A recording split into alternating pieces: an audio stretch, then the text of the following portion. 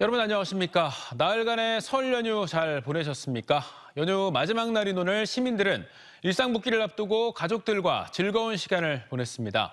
아쿠아리움을 비롯해 중앙과학관 등을 찾아 여러 가지 체험 활동을 하며 연휴 마지막 날의 아쉬움을 달랬습니다. 김세범 기자가 전해드립니다.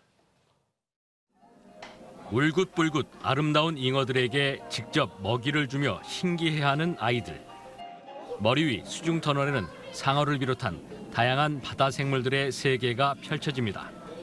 동화 속에서 봤던 인어공주와 왕자님의 러브스토리가 환상적으로 연출되자 여기저기서 감탄사가 터져나오며 공연에 몰입합니다. 아쉬움이 남은 꼬마 관람객들은 수준 공연장으로 몰려가 예쁜 인어공주들과 손인사를 주고받습니다. 동굴 같은 데도 우리 조카들하고 같이 들어가고 터널도 목마 태우고 다니고 하니까 너무 재밌었고, 오늘 여기 지금 수중 발레 속 너무 신비로운 것 같아요. 고글을 쓰자 가상의 현실이 펼쳐지며 우주로의 여행을 떠납니다. 우주선을 탄다면 비행사들은 어떤 원리로 생활할지 원심력을 이용한 자전거를 통해서 미리 배워봅니다. 구름은 어떻게 만들어지는지, 진자의 왕복 운동은 어떤 원리인지도 유심히 관찰하며 과학의 법칙을 터득합니다.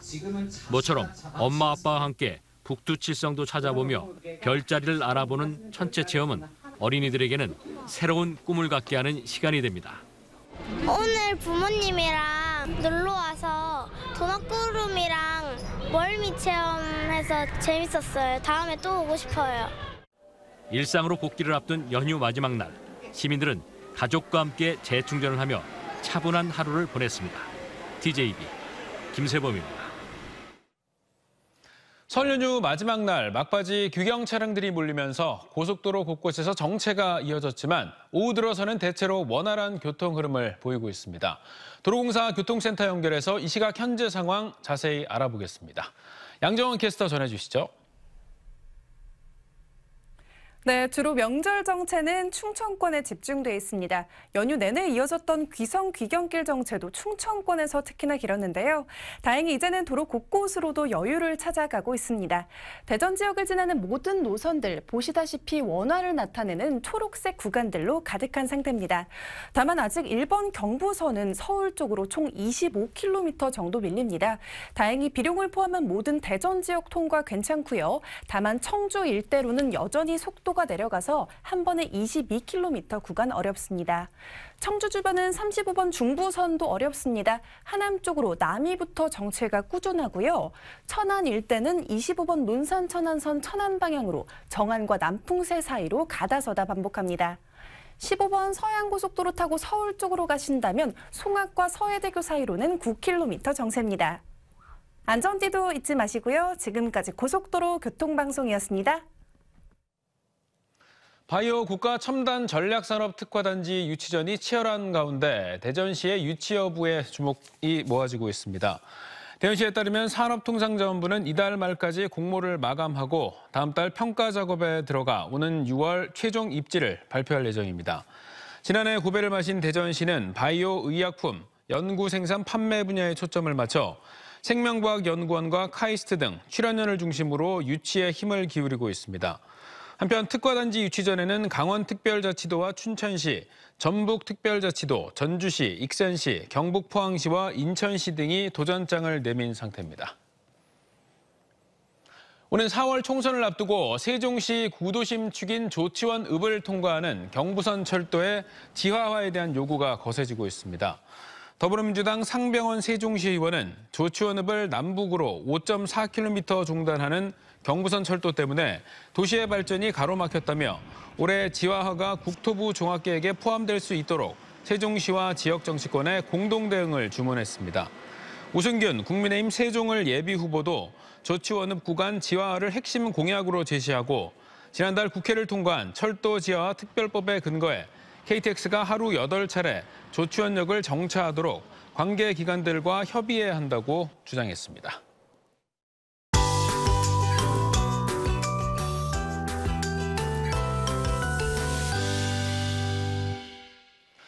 TJB가 마련한 설 기획보도 다시 만나는 무지개 교실. 오늘은 마지막 시간으로 무지개 교실 아이들에게 또 다른 학교이자 지비대준 지역 아동센터 이야기를 들어봅니다. 이 센터를 졸업한 아이들이 어엿한 어른으로 잘 자랐지만 여전히 부족한 지원 탓에 다문화 아이들의 터전이 사라질 위기에 놓였다고 하는데요. 양정진 기자가 전해드립니다. 무지개 교실 아이들이 들판을 가로질러 335 향했던 곳. 바로 금산군 재원면에 있는 도란도란 지역아동센터입니다. 농산일로 바쁜 엄마 아빠를 대신해 아이들을 돌봐주는 선생님들이 있는 이곳은 아이들에게 또 다른 집이나 마찬가지였습니다. 집에는 막 심심하고 그러는데 공부하면 너무 안 심심해. 집에 있으면 왜 심심하지? 놀게요. 13년이 지난 지금도 이곳을 찾는 12명 학생 가운데 10명이 다문화 가정 아이들입니다. 학교가 끝나면 이곳에서 공부뿐 아니라 베이킹 수업 등 새롭고 다양한 체험을 하며 즐거운 시간을 보냅니다. 가서 엄마한테 치킨 보여줘요. 낡은 책걸상에서 공부하던 아이들은 2년 전 환경 개선 사업 지원 덕분에 쾌적한 환경에서 지낼 수 있게 됐습니다. 하지만 반쪽짜리 지원 속에서 센터 운영은 여전히 어렵습니다. 급식이 필수라 급식비는 나오지만 급식 인력 지원이 없다 보니 센터의 식사 준비는 오롯이 정미영 센터장의 몫입니다. 어렵죠. 제가 급식에 투입되다 보니까는 애들이 와도 우리 선생님 혼자서 이러고 저러고 해야 되니까는 바쁘죠. 애들이 다 먹고 설거지 끝날 때까지는 꼼짝을 못 하잖아요. 11년 전 봉고차를 지원받았지만 운전 인력 지원은 없어 정 센터장의 남편이 퇴직한 지금까지 매일 1시간씩 시골길 운전에 나서고 있습니다. TJB 무지개 교실 보도 당시엔 거의 없었던 지원금이 요즘은 매달 600만 원 남짓으로 늘었지만 2명의 인건비와 공과금을 빼면 여전히 빠듯하기만 합니다. 이렇다 보니 특별 프로그램들은 여기저기 도움을 요청하거나 자발적인 재능 기부에 기댈 수밖에 없습니다. 조금 먼 감이 있었는데 아이들이 너무 밝고 또 재밌어하고 하다 보니까 그 다음에 선생님이 또 불러주시면 그냥 마다 않고 계속 오게 됐어요. 저도 잘 모르겠는데 자꾸 오게 되더라고요. 최저시급만 겨우 받으며 다문화 아이들이 잘 커야 우리나라가 건강하다는 사명감 하나로 일해온 정 센터장의 정년은 이제 2년 반 남았습니다. 정 센터장이 은퇴한 이후에는 운영상 어려움으로 센터가 문을 닫아야 할지도 모르는 상황입니다. 아쉽게도 저희 재원면 같은 경우는 지역아동센터가 없어질 가능성이 많고 애들이 가장 피해자가 되겠죠? 아이들이 갈 곳이 이제 없어지잖아요. 다문화 아이들의 꿈과 희망을 키워준 지역 아동센터에 대한 적극적인 관심과 지원이 계속되어야만 무지개 교실의 기적이 계속 이어질 수 있습니다. TJB 양정진입니다. 대전시 의사회가 오는 15일 정부의 의과대학 정원 확대 방침을 규탄하는 골기대회를 엽니다. 대전시 의사회 골기대회는 국민의힘 대전시당 앞에서 점심시간을 이용해 100여 명의 회원들이 참여한 가운데 열려 심각한 진료 공백은 발생하지 않을 것으로 보입니다. 다만 대한의사회 결정에 따라 앞으로 전공의와 의대 재학생들이 동참하는 대정부 투쟁이 예고돼 있어 지역 대학병원들의 수술 차진 등 의료 대란이 우려되고 있습니다. 충남도가 올해 제1회 지명위원회를 열고 산, 골짜기, 교량 등 4개 시군의 지명 45개를 심의 의결해 27개의 지명을 신설하고 18개를 변경하기로 했습니다.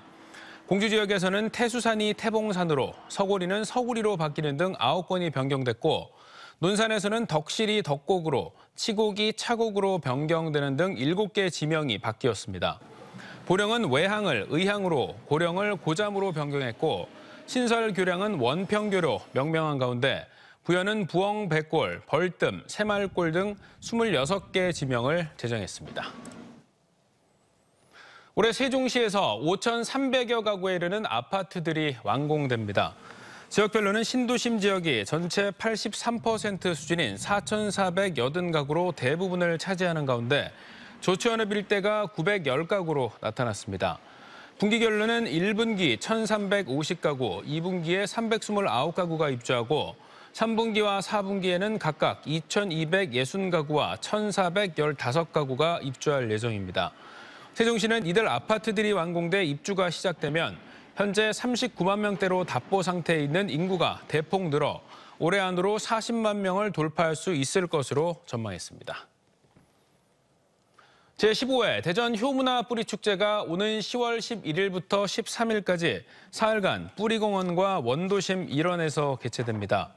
대전 중구는 올해 축제는 효 뿌리 관련 콘텐츠를 비롯해 지역 화합과 글로벌 축제 도약을 위한 프로그램을 대폭 강화할 계획입니다.